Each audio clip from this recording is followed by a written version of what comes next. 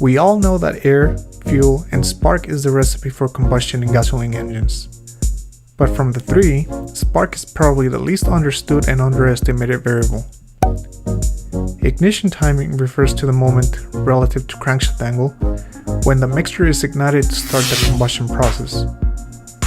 There is often a misconception that spark is triggered when the piston is at top dead center.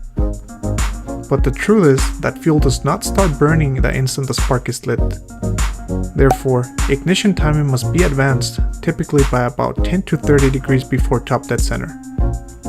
The objective behind this is to get the most out of every power stroke by allowing enough time for pressure to build up and achieve its peak approximately between 8 and 12 degrees after top dead center. The spark advance value that yields the highest torque is known as MBT, and it stands for maximum brake torque timing or minimum timing for best torque. Since pressure is what pushes down the piston generating power, it is usually a good reference point to measure performance. If ignition starts too late in the cycle, the piston can literally run away from the expanding explosion. This is especially inefficient for power performance since the build pressure is wasted, but it also creates catalyst overheating and a higher emission problem since less of the combustion occurs inside the cylinder. On the other hand, if ignition starts too soon, peak pressure will be reached before the piston even gets to top dead center. On this scenario, the piston finds itself fighting against very large forces as it moves up on the compression stroke.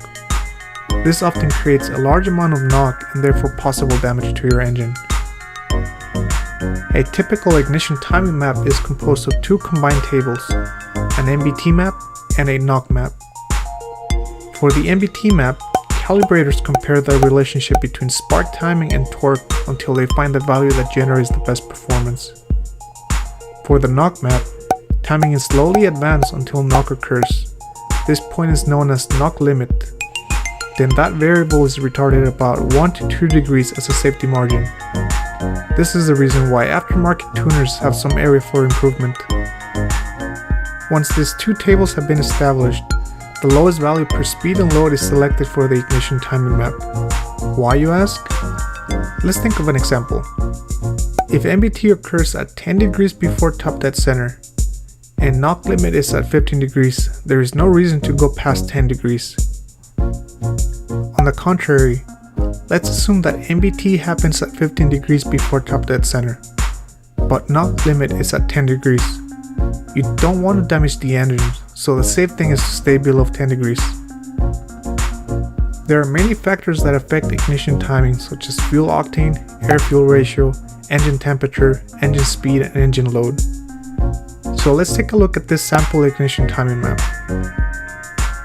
On the x-axis, we have engine speed in revolutions per minute. On the y-axis, we have engine load denoting the percentage of measured intake air compared to the theoretical maximum. Right away, we notice that there is a wide range of values, but typically all engines regardless of make and model follow the same trend. Timing decreases as load increases, and it increases as engine speed increases.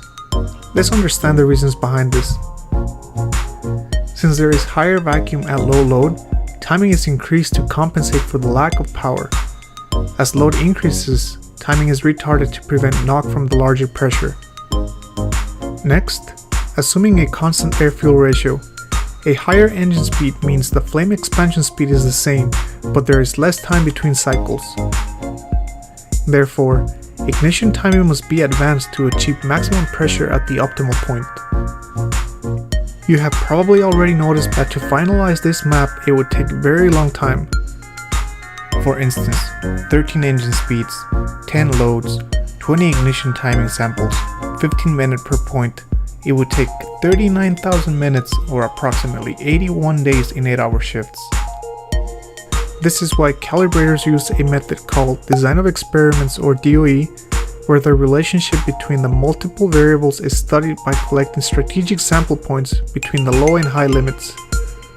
In this specific case, 600 to 6000 RPM, 10 to 100% load, and 0 to 35 degrees before top dead center. The data is then converted into a mathematical model to display the results graphically, and the surface becomes the map. Finally, The last step is collect data outside of your sample pool to confirm the model accuracy and adjust accordingly. This greatly reduces the time and resources needed to complete a calibration. Well, that's it for today's episode. Don't forget to like and subscribe for more content.